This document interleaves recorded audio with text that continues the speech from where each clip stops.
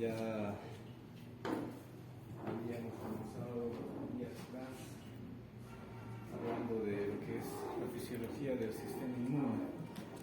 Hasta ayer habíamos visto que tenemos dos tipos de respuesta: la respuesta innata y la respuesta adaptativa. El trabajo de ambas se superpone en cuanto tenemos un mecanismo de agresión, un proceso infeccioso o algún otro proceso patológico con carácter inmunológico. Decíamos, un patógeno lo primero que tiene que vencer es una barrera primaria, que son los epitelios o tejidos superficiales. Una vez que logran evadir o rebasar esta primera barrera, recién es que se encuentran con el componente celular, que van a ser los leucocitos, y si estos elementos, sobre todo de carácter fagocítico como los macrófagos y los neutrófilos, no logran contener al proceso infeccioso, lógicamente tendrá que activarse de manera inmediata el sistema adaptativo, que decíamos ayer es más específico, es más dirigido y además es más agresivo. Entonces, ni bien invade el microorganismo o el compuesto tóxico, entre las 6 y 12 horas tenemos la respuesta celular de tipo innata, y a partir de ese tiempo, a partir de las 12 horas, empieza a activarse la respuesta inmunitaria de tipo adaptativo, con la estimulación a los linfocitos B, estimulación a los linfocitos T para su replicación correspondiente y la formación de anticuerpos que, como decíamos, van a tener un carácter inmunológico mucho más específico, más dirigido y más agresivo en cuanto a la respuesta celular se refiere. Pero además van a activar todo un sistema colaborador humoral para contrarrestar el patógeno, porque de todos modos probablemente solos no van a lograr el objetivo. Entonces vamos a hacer un análisis en un instante de cómo es que acontece realmente la respuesta en relación a un proceso inflamatorio de tipo agudo. Esto a manera reiterativa para seguir repasando. Entonces, los microorganismos, una vez que evaden la primera barrera epitelial, se van a topar siempre con una célula o dos en el tejido donde están invadiendo. Y en todos los tejidos vamos a encontrar células inmunes, o células que pueden llegar fácilmente a ese sitio, porque el resto de las células, leucocitos, glóbulos blancos, está circulando. Entonces no se puede esperar a que ellos lleguen. Alguien ya tiene que empezar la respuesta, alguien ya tiene que desencadenar el evento inmunológico. Generalmente es un macrófago, por lo que decíamos ayer, puede ser también una célula dendrítica. Ambos trabajan como células presentadoras de antígeno. El macrófago lo hace de un modo mejor porque tiene capacidad fagocítica. Puede atacar, basta que ataque a un patógeno, virus, bacteria, hongo, parásito o cualquier otro compuesto tóxico, agarra su antígeno correspondiente y decíamos lo presenta. Al presentarlo, inmediatamente puede activar a otras células inmunitarias ya circundantes, como las natural killer, puede estimular a otros macrófagos y también va a generar componentes quimiotácticos, quimioatrayentes para otras líneas celulares para que vengan a colaborar. Porque no olviden, los macrófagos hísticos son contaditos, entre comillas. O sea, digamos, en una superficie de epitelio subdérmico, ¿qué vamos a encontrar? Voy a exagerar, solamente unos 10 macrófagos. No va a ser suficiente porque los patógenos generalmente nos invaden en gran cantidad, en gran número. Más aún si hablamos de bacterias, más aún si hablamos de virus. Entonces invaden de manera masiva. Entonces ellos solos no van a poder hacer el trabajo, pero son los que inician la respuesta. Entonces, como célula presentadora de antígeno, tiene un pequeño segmento glucoproteico o lipoproteico, dependiendo la estructura o el carácter que tenga el patógeno, y se lo presenta a otros grupos celulares o a otros macrófagos. Asimismo, como ya hemos mencionado, empieza a generar interleucina 12 que activarán a las células natural killer que vayan llegando, y las células natural killer, lo que decíamos ayer, producirán interferón gamma para seguir activando a mayor cantidad de macrófagos, es decir, que este macrófago se pueda replicar. De hecho, no olviden, ayer lo hemos aclarado, los macrófagos derivan de la línea monocítica. Entonces, los monocitos son los que tienen que replicarse, multiplicarse y a la vez fusionarse para formar mayor cantidad de macrófagos. Entre lo que ocurre eso, se va a llamar, decíamos, a otras células en este caso de tipo de los neutrófilos, los polimorfonucleares, ¿ya? Al producirse factor de necrosis tumoral, al producirse interleucina 1 y al producirse las quimiosinas. Las quimiosinas son muy fundamentales porque su nombre lo dice, son compuestos proteicos que es como una señal química. Esa señal química va a circular en sangre. ¿Para qué? Para que otros grupos celulares, sobre todo neutrófilos, porque además predomina el número o cantidad de estas células, vayan y lleguen justamente al sitio de la agresión. Es como un llamado químico. Es como que alguien está en el ámbito de rescate y en el ámbito incluso militar. Los varones sobre todo entenderán. Bueno, las damas no pueden quedar exentas. Agarramos una bengala y pedimos ayuda, ¿ya?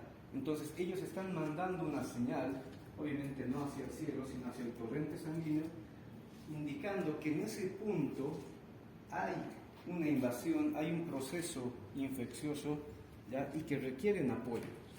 Es por eso que esa quimioatracción es muy fundamental para dos eventos. Para que el neutrófilo, primero, que se entere de lo que está pasando.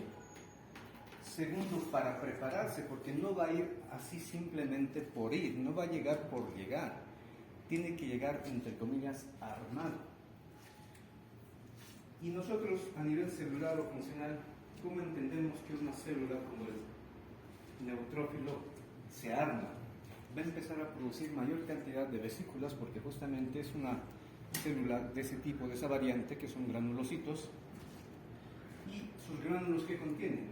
Ya hemos visto ayer, tienen varias enzimas, sobre todo de carácter proteico, o sea, son proteasas en realidad. Destruyen o degradan componentes de proteína. ¿Dónde hay eso? En toda estructura, tanto de virus, de parásitos, de hongos y también de las bacterias, lógicamente, que son las más predominantes en procesos infecciosos. Entonces, recibe la señal, se prepara, se arma con las enzimas correspondientes y en tercera instancia llega al punto justamente o al sitio donde se está produciendo el evento inmunitario o infeccioso. Si esta respuesta no es efectiva, otra vez reiteramos, empezará más o menos entre las 6 y las 12 horas la activación del sistema inmunitario de tipo adaptativo para que la respuesta sea mucho más efectiva. Ahora, dependiendo si el patógeno es muy agresivo, puede resistir, puede dar batalla y esas 6 a 12 horas no serían suficientes tal vez para eliminarlo, pero sí para contrarrestar todo el daño que está haciendo. De todos modos, en ese lapso ya se está activando el sistema inmune adaptativo, porque lo que se espera además al activar el sistema inmune adaptativo es que se genere memoria inmunológica. Necesitamos tener memoria inmunológica para que cuando ocurra un siguiente evento de invasión e infección por el mismo patógeno, la respuesta sea mucho más rápida, mucho más efectiva contra dicho patógeno. Entonces tenemos acá otra vez la célula presentadora de antígeno, y esta célula presentadora de antígeno lógicamente presenta ese pequeño segmento glucoproteico, lipoproteico a una célula, en este caso puede ser el linfocito T, y este linfocito lógicamente va a replicarse, va a generar mitosis o se va a diferenciar en linfocitos de tipo CD4, son las variantes T helper 1, T helper 2, y estos a su vez van a seguir produciendo más componentes intercelulares inflamatorios como interferón gamma para seguir estimulando la proliferación de macrófagos, interleucina 2, interleucina 4 e interferón gamma también para estimular la activación y la proliferación de células de tipo B, linfocitos B, y más interleucina 2 para seguir estimulando a otras variantes de linfocitos como son los CD8, los más agresivos, los citotóxicos que habíamos llamado el otro día. Entonces ellos van a generar después la respuesta correspondiente inmune adaptativa. El macrófago, lógicamente, o los macrófagos, se los requiere por su capacidad fagocítica. A las células linfocíticas de tipo B se los requiere porque ellos son los encargados de producir las inmunoglobulinas, y a las células citotóxicas se las requiere porque ellas son muy agresivas. Decíamos ayer, son esas células que primero disparan y después preguntan, ¿no? Primero se acercan al sitio y empiezan a disparar. Hay un defecto que tienen las células citotóxicas similar a las natural killer, aunque las natural killer no son tan agresivas. Por lo menos la natural killer es como el policía viene, te pregunta, y si te encuentra algo sospechoso te arresta. Pero en cambio las natural killer es, no me interesa quién es usted queda eliminado. Y el defecto que tienen las citotóxicas es que pueden eliminar no solamente a los patógenos, pueden eliminar a nuestras propias células que están combatiendo en el sitio. ¿Ya? Son bastante agresivas las células, los linfocitos citotóxicos.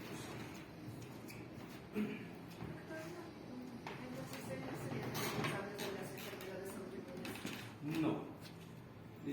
Solamente en ese evento están participando y están atacando, entre comillas, a ver, para que me entienda y corrigiéndome un poco. No es que están atacando a nuestras células, ellas simplemente ven un grupo, voy a decirlo así, de células que están batallando, y él ciegamente, la célula citotóxica, ciegamente dispara. Y a quien le llegue, nada más. No es que viene y se enfrenta con las propias células, ¿ya? No, solamente dispara, y a quien le llegue lamentablemente va a sufrir lógicamente el evento del efecto, que es el mecanismo de agresión, que no es otra cosa que liberar enzimas, sobre todo, ¿ya? Enzimas de tipo las caspasas, que son muy agresivas. Las caspasas, como la caspasa 3 y las caspasas 9, se dicen son como municiones. Las libera la célula citotóxica, y al liberarlas atraviesa la pared o la membrana celular del patógeno, y en este caso también de una célula que está ahí justamente combatiendo. Puede ser otro neutrófilo, puede ser un macrófago, puede ser un monocito, puede ser otro linfocito. Simplemente ellos disparan, ¿no? Eso solamente a manera de un recuerdo de dónde derivan todas las células del sistema inmune. Tenemos una célula primordial, lógicamente, en la médula ósea, y esta se va a dividir en dos líneas precursoras, la línea linfoidea respectivamente y la línea mieloide. La línea linfoidea, como su nombre indica, dará lugar y formará a todas las células de tipo linfocíticas. En este caso tenemos los linfocitos T, las células dendríticas, que son importantes como presentadoras de antígeno, hemos dicho, los linfocitos citolíticos naturales o natural killer como tal, los linfocitos B.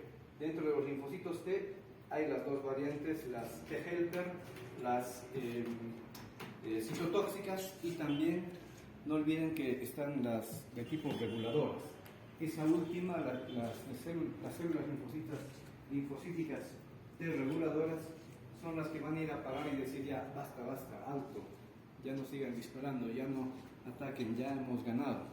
Porque ahí, si no detenemos al sistema inmune, una vez que ya ha contrarrestado al patógeno, ahí sí pueden seguir atacando ya indiscriminadamente a cualquier otro tejido o célula circundante. Ahí sí. Bueno, también tenemos, entonces, decíamos los linfocitos CD4, los tipo helper, y los linfocitos T citotóxicos o CD8. Los T helper se subdividen en varias categorías. Tenemos T helper 1, 2, 17, 9 y los linfocitos T reguladores. Estos son importantes cuando producen interleucina 10. No vaya a ser una pregunta de probable examen parcial. La interleucina 10 es un gran mediador, pero antiinflamatorio. ¿Ya? Esta interleucina 10, a diferencia de la interleucina 1 y la interleucina 6 o el factor de necrosis tumoral, la interleucina 10 es la que dice basta, porque es un compuesto, ¿ya? Citosólico, es un compuesto que lo producen justamente los leucocitos, por eso se llaman interleucinas. Entonces, esta cuando se libera, y sobre todo la libera los linfocitos T reguladores, se acopla a su receptor, y una vez que se acopla a su receptor en cada célula, entonces esa célula se inactiva, vuelve a su estado pasivo, y si todo está normal, vuelve a circulación. ¿Ya? En otro caso, algunas células que ya habíamos mencionado van a producir factor de necrosis tumoral, y en un segundo vamos a ver el factor de necrosis tumoral, cuando se acopla a su receptor, desencadena inmediatamente apoptosis. ¿Ya? Entonces puede estimular muerte celular, aunque en este caso ya no sería programada, sino simplemente sería una muerte celular, porque esas células ya han terminado de combatir, han cumplido su función. En cambio, los otros, el linfocito T cooperador folicular puede producir interleucina 21 para maduración de más linfocitos. La célula T helper 1 produce interferón gamma para estimulación de linfocitos T citotóxicos y macrófagos. Los linfocitos T helper 2 producen interleucina 4, interleucina 5, interleucina 13 para respuesta inmune, sobre todo los eosinófilos. Esto también valga la aclaración. Los eosinófilos responden mejor a interleucina 5. Después, esta otra variante, los T helper 17, producen interleucina 17, interleucina 22, similar a los T helper 9, para enfermedades autoinmunitarias. Son células, son variantes no tan frecuentes en aparición, ¿ya? Como su nombre indica ahí en la diapositiva, aparecen más en estados autoinmunes cuando hay problemas propiamente genéticos o de cruce de información en los códigos que la célula finalmente reconoce al tejido propio como un tejido extraño y por eso lo agrede o lo ataca. Y los linfocitos T reguladores que ya hemos mencionado. Dentro de la inmunidad adaptativa, ya nos vamos a adentrar rápidamente al evento de la inflamación. Es similar a lo que hemos ido hablando, pero lo vamos a detallar un poco más. Entonces, en la inmunidad adaptativa, el patógeno primero ya ha vencido la primera barrera ya que tenemos orgánicamente, que son los epitelios. Ha vencido la piel, ha vencido las mucosas, dependiendo cuál ha sido la vía de ingreso. Esta bacteria, en primera instancia, puede ser, vamos a decirlo así, esta bacteria puede ser atenuada en ese momento al atravesar la barrera, porque ayer mismo decíamos, en diferentes mucosas, sobre todo respiratoria, digestiva, e incluso hasta en la urinaria, tenemos gran cantidad de anticuerpos que están ahí ya en el espacio intersticial, y son justamente los anticuerpos o inmunoglobulinas de tipo A. No olviden que la inmunoglobulina A ya se ha producido antes y simplemente está ahí esperando por si acaso, entre comillas, por si ocurre un evento justamente de invasión o de infección. Entonces, dependiendo por dónde ha sido el ingreso del patógeno, puede o no tener justamente este estado de atenuación por la inmunoglobulina A. En un momento lo voy a aclarar. Lo único que hacen las inmunoglobulinas es generar opsonización. En un momento vamos a ver qué es opsonización. Bueno, si las inmunoglobulinas no son suficientes, lógicamente la bacteria va a rebasar la barrera epitelial y luego se va a topar probablemente con una célula dendrítica o se va a topar con un macrófago correspondientemente. Si es el macrófago, va a fagocitar mínimamente a una de ellas y luego va a generar su antígeno correspondiente y va a empezar a producir factores interleucínicos y también factores quimioatrayentes.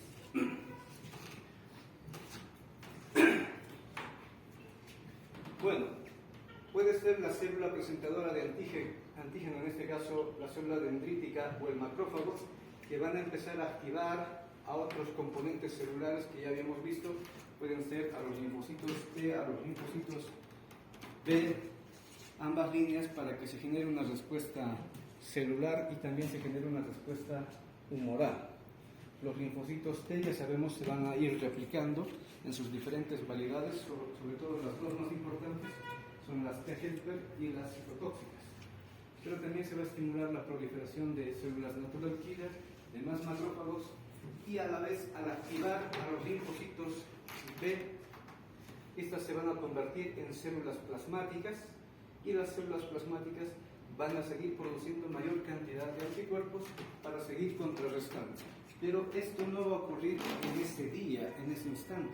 Este proceso va a tomar por lo menos unos 4 o 7 días hasta que realmente se empiece a formar los primeros anticuerpos específicos para este patógeno. Porque no olviden, primero viene la respuesta inmunitaria de tipo innata, la que tenemos desde el nacimiento, y recién cuando este es el primer contacto, recién se están activando todos los componentes de la respuesta inmunológica adaptativa, ya a partir de las 12 horas en adelante, y la inmunoglobulina que se va a producir es justamente siempre la primera, la inmunoglobulina M, y después con el tiempo se estará produciendo inmunoglobulina G. ¿Dónde puede ocurrir este evento? Porque los linfocitos B no siempre están circulando. ¿Ya? Se puede mandar la señal, como está aquí en el esquema, directamente al ganglio linfático más cercano que tengamos. Para eso justamente existe toda la conexión, ¿ya?, de los componentes del sistema linfático. Ayer hablábamos de los órganos linfoideos, que es relativamente similar. Dentro de los órganos linfoideos está justamente la vasculatura linfática y los ganglios linfáticos. ¿Qué hay en los ganglios linfáticos? Mayor cantidad de linfocitos T, también están asentados los linfocitos B, y ahí es donde se activan y después empiezan a generar los anticuerpos correspondientemente, que ya van a estar en circulación.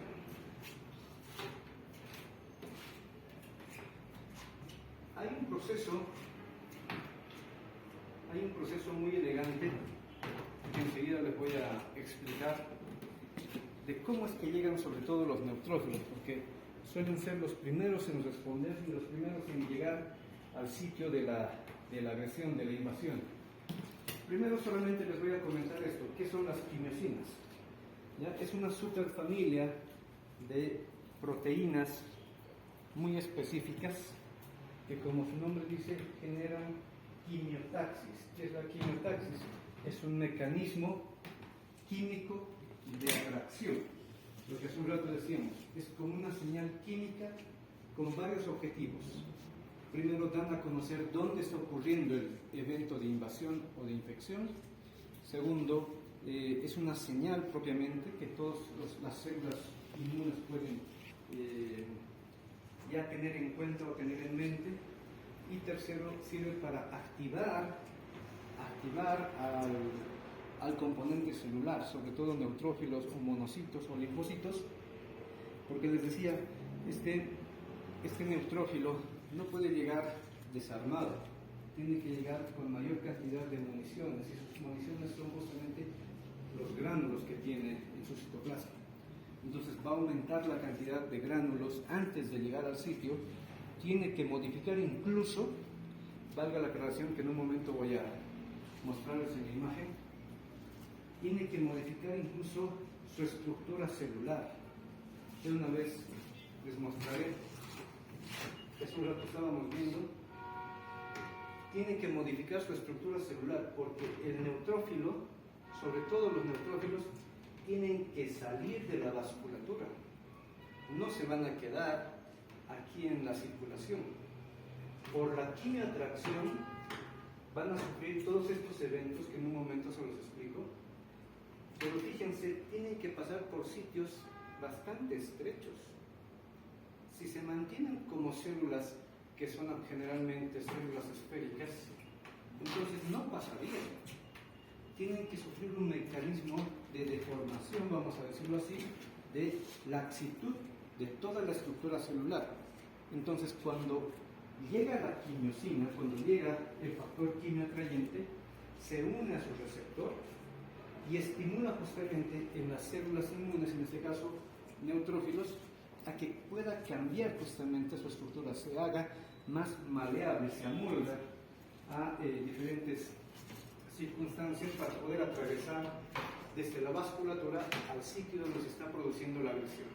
Entonces, hay varios componentes o compuestos químicos que generan quimioatracción. Está el complemento 3A, que es lo mismo decir 3 activado, complemento 5 activado, las propias quimiosinas, la histamina, las prostaglandinas e incluso los leucotrienos. Todos ellos pueden salir al torrente sanguíneo porque los producen los macrófagos, los producen las células dendríticas o pueden producirlo en alguna circunstancia hasta las células endoteliales. ¿Ya?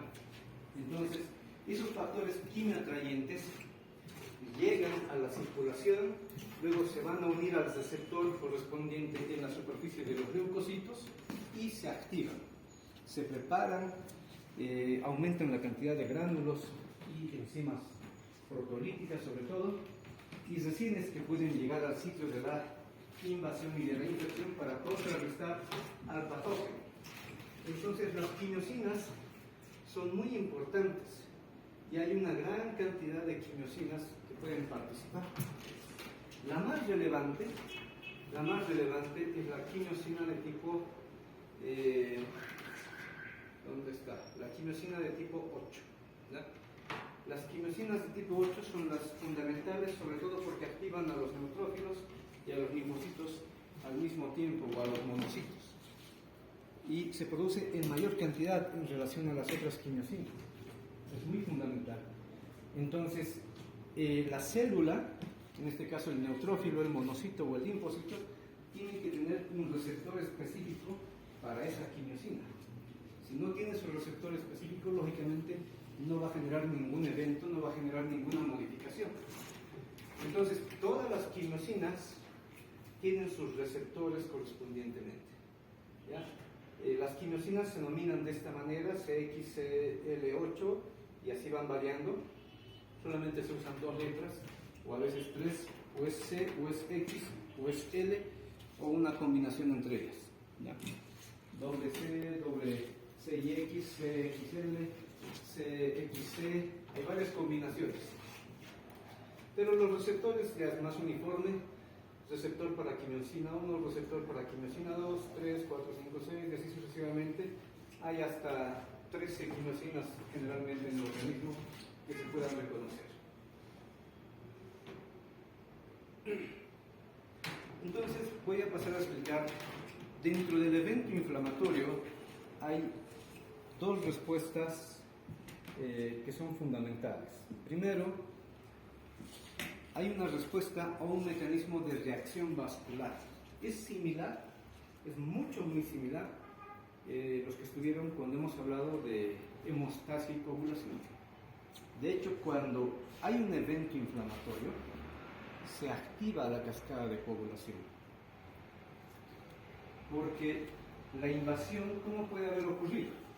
Porque nos hemos pinchado, porque nos hemos cortado, porque hemos sufrido un trauma, ¿ya? O lo que es también habitual, que haya invadido diferentes vías de acceso que son fáciles, como la vía oral, la vía nasal, que dirigen específicamente tanto a la vía respiratoria como la vía digestiva, que son las más habituales, las que generalmente, o donde generalmente se producen varios procesos o eventos infecciosos, o en vías urinarias o en vía digestiva baja. Entonces, al agredir al epitelio, al dañar el epitelio, puede generar labilidad o puede generar debilidad de los capilares circundantes a ese epitelio. Si un patógeno, cualquiera de ellos, ha tenido que, más bien, ha atravesado la primera barrera, que es el epitelio, la piel o las mucosas, generalmente han tenido que agredir a una o a varias células para poder rebasarlas. Ha tenido que dañarlas. Mínimamente habrá muerto una de ellas, una célula, por lo tanto, siempre va a haber una reacción en el subendotelio de carácter vascular. Y cuando ocurren eventos traumáticos, cortaduras, punciones, cortes y otros, lógicamente la inoculación del patógeno es mucho más fácil, es más directa. De todos modos, siempre hay una respuesta inicial de la vasculatura en el evento inflamatorio. Lo que decíamos, por ejemplo, para hemostasia.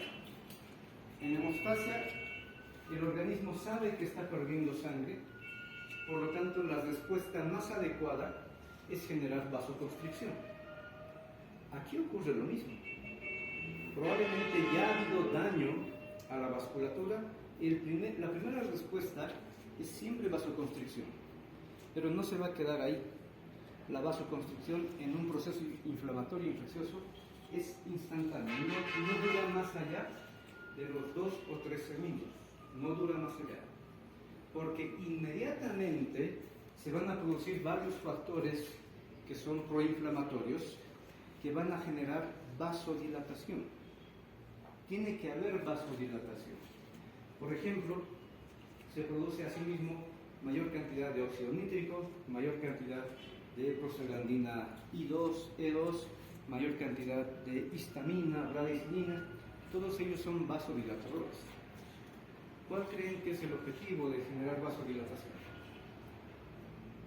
¿Qué dirían?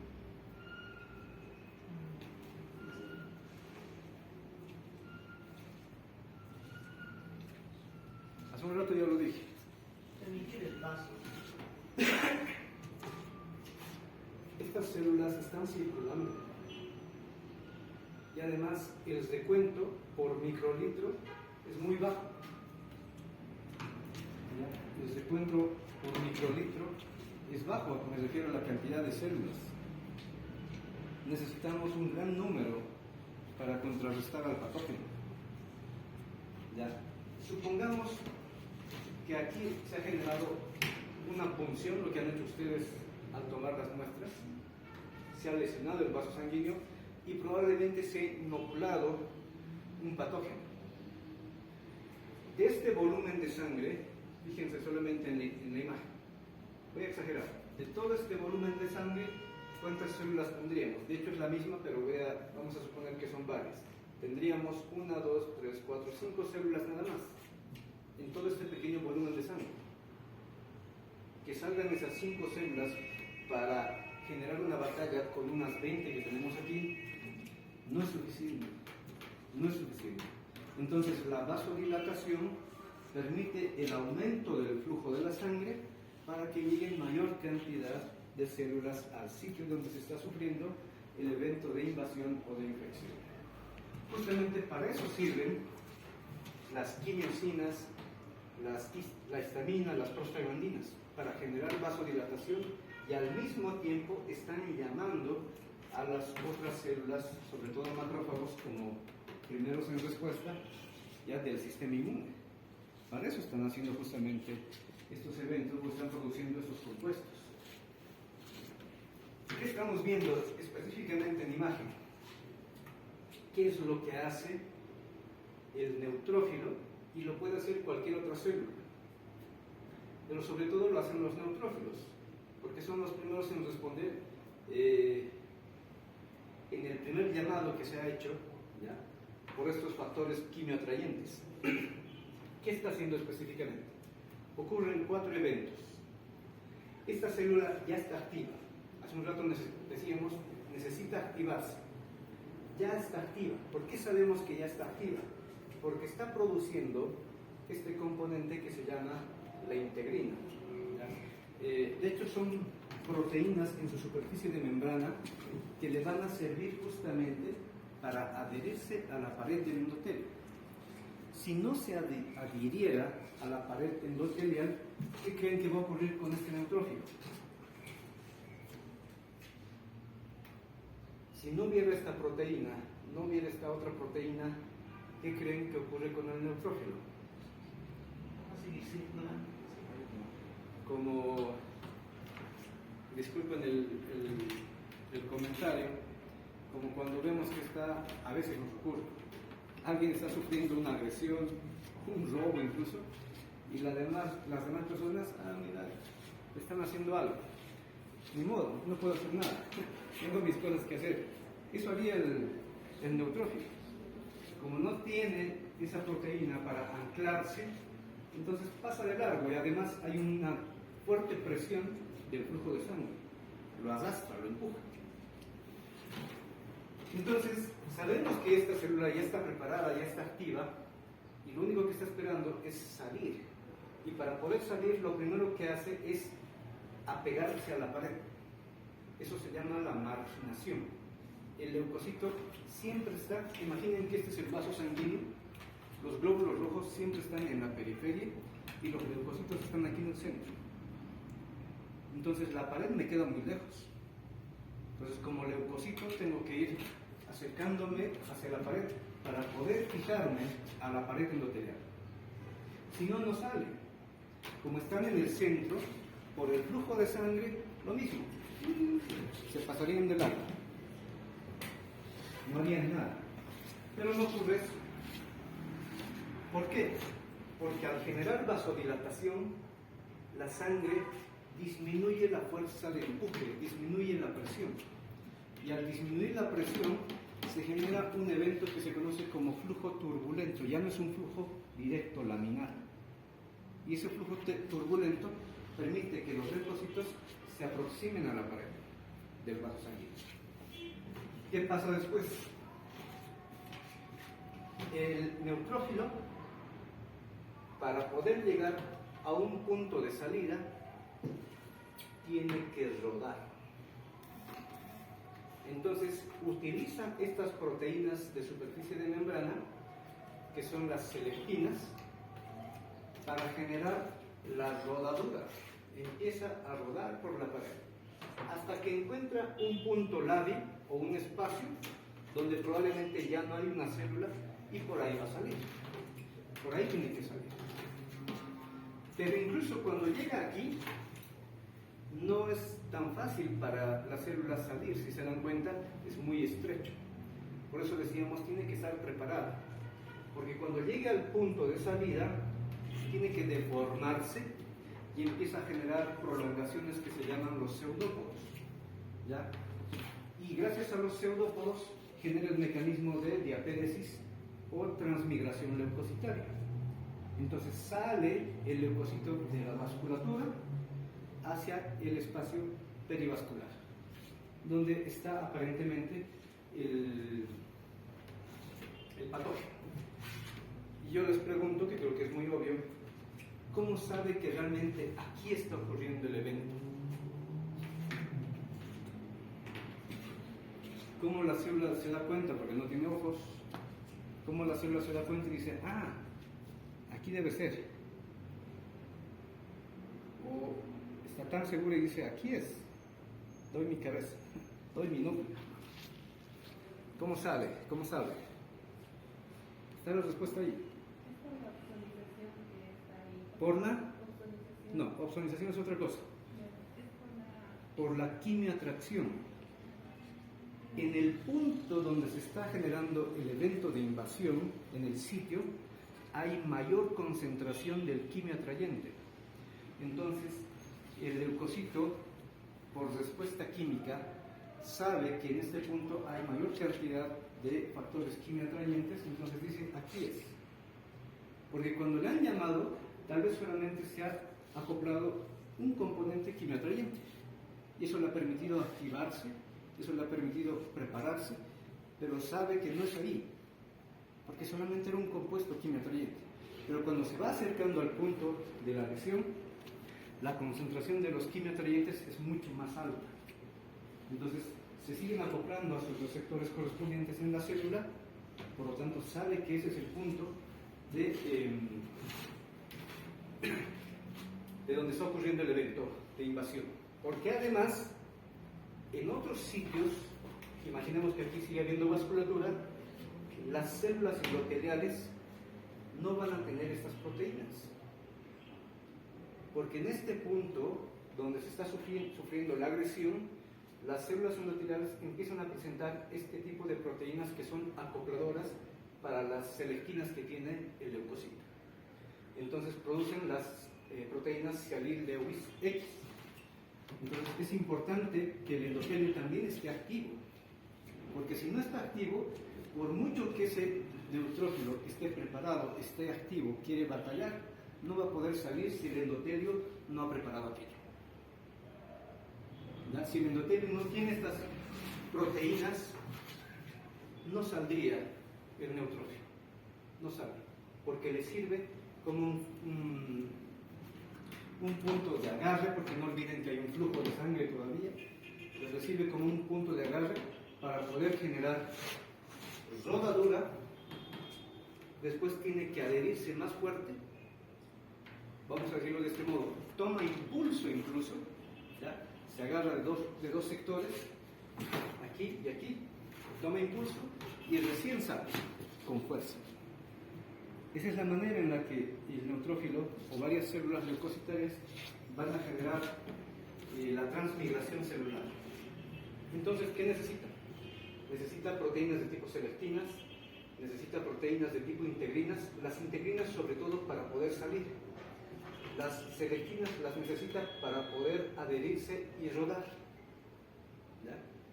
Ya cuando está afuera, lógicamente vuelve a formarse como era previamente, de manera circular o esférica, y se acerca o se aproxima por el glucocálix, o sea, no tienen cilios, no son móviles propiamente. Si están circulando es por el empuje del flujo de la sangre. Entonces, cuando salen al intersticio, tienen que seguir agarrándose de otros componentes del espacio intersticial o perivascular en este caso. Bueno, eso es un poquito más complejo, no vamos a detallarlo mucho, pero luego llegan hasta el sitio de la agresión y empiezan a generar el mecanismo de batalla, liberando sus compuestos enzimáticos y generando también fagocitosis. Esto es reiterativo, solamente más específico. Tenemos varias citocinas, factor de necrosis tumoral, interleucina, que ya el macrófago puede haber producido, o en algún caso la misma célula endotelial puede producir. El mismo macrófago puede generar, hemos dicho, quimiosinas, factores quimioatrayentes, como interleucina 8, que es muy elemental. Estos componentes salen a la circulación y el leucocito, el neutrófilo sobre todo, se activa, genera sus proteínas correspondientes de adhesión molecular y luego empieza el proceso de marginación, rodadura, adhesión y transmigración por diapéresis. De esa manera sale. Entonces necesita todo un sistema proteico. Ahí tenemos dos tipos de proteínas, sobre todo en esta parte, que son las ICAM y las PCAM, y a este lado tenemos las de tipo BCAM, faltan. Entonces son varios complejos para que se den cuenta, no solo la inmunología, sino en realidad toda la medicina ya llega a este nivel, que es un nivel de hecho molecular, subcelular. Tenemos que entender qué es lo que está ocurriendo y esto les va a servir de hecho hasta el año, espero que lo recuerden, de cómo es que ocurre el evento de respuesta celular frente a una agresión en un proceso inflamatorio agudo, por si acaso, en un proceso inflamatorio agudo. En el proceso inflamatorio crónico ocurre algo similar, pero los que van a salir van a ser linfocitos. Aunque linfocitos no hay tantos en circulación, tenemos mayor cantidad de linfocitos en los vasos linfáticos y en los ganglios correspondientemente. Entonces, de ahí sí también pueden salir. Y es más fácil. ¿Esto qué es? Simplemente un detalle que también espero en algún momento les sirva. Yo creo que sí. Incluso el patógeno puede estar circulando en sangre. Incluso la célula leucocitaria puede toparse con el patógeno en el mismo epitelio o en el subepitelio. Y ese mismo patógeno puede activarlo directamente, sin necesidad de quimiosinas, sin necesidad de factores interleucínicos, sin necesidad de prostaglandinas, ni nada. El propio leucocito, neutrófilo, monocito, linfocito, puede autoactivarse en presencia del patógeno. ¿Cómo lo hace? ¿Cómo es esa respuesta?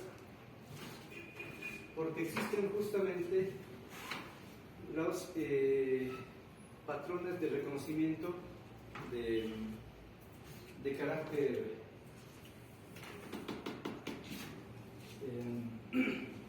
extraño, es decir, de células extrañas, y también existen los patrones moleculares de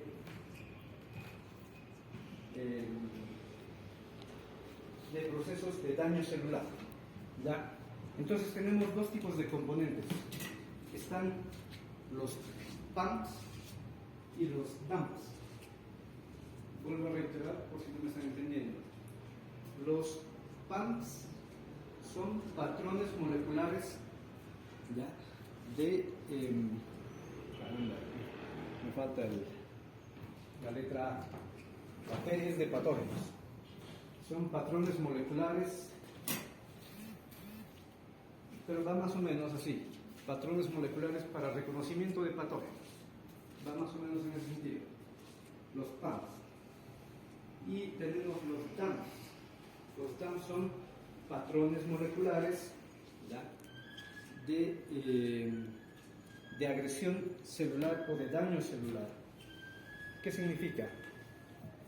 Que todos estos patógenos, sobre todo los cuatro más importantes que conocemos, que invaden y generan eventos mórbidos en el organismo humano, lo decíamos en otro momento, tienen en su superficie de membrana diferentes compuestos que las células ya las reconocemos, o por lo menos con estudios inmunológicos ya se sabe que existen y que nuestro cuerpo los reconoce. Por ejemplo, en las bacterias es muy importante esto, sobre todo, este de acá. Las bacterias, los virus e incluso el propio organismo, dicen, tienen este compuesto que es muy fundamental, los lipopolisacáridos. ¿Ya? Dentro de la estructura de la pared de la bacteria hay una gran cantidad de lipopolisacáridos, sobre todo para los patógenos de tipo gram negativos. Entonces, esos lipopolisacáridos ya la célula tiene un receptor donde se puede acoplar y ya es reconocida por la célula que cuando encuentra un lipopolisacárido es de un patógeno, hay que eliminarlo. No hay otra respuesta, no hay otro mecanismo. Entonces, este lipopolisacárido se va a unir a los receptores de tipo TOL número 4. A los receptores de tipo TOL número 4. Pero tenemos, si se dan cuenta, una gran cantidad de patrones moleculares del reconocimiento de patógenos. ¿Ya? Tenemos triacil lipoproteínas, la lipoproteína, RNA-DS, la flagelina, diacil lipoproteína, RNA-SS, DNA-CPG, este es desconocido, molécula similar a la profilina, RNA, el DAP, el MDP, glucano, glucato y los SAPs. Entonces, si el leucocito, neutrófilo, monocito o linfocito está cerca al patógeno, hace ese reconocimiento de las estructuras correspondientes y se acoplan, como decíamos, a sus receptores. Hay una variedad de receptores. Está el grupo de los receptores de tipo TOL, están los receptores de tipo parecidos al factor NOT, después están los de tipo también parecidos a los de lecitina, son receptores, o lecitina, más bien, no lecitina. Entonces se acoplan estos componentes patógenos de la superficie de la membrana celular a estos receptores e inmediatamente las células se activan. Por ejemplo, los lipopolisacáridos que decíamos se pueden unir al receptor de tipo TOL número 4 y desencadenan varios procesos intracelulares, ¿ya?, hasta que llegan incluso al núcleo. Y en el núcleo, ¿qué se hace? Se estimula desde el código genético, desde el núcleo, se estimula que pueda dar una respuesta para producción de citocinas, producción de quimiosinas u otros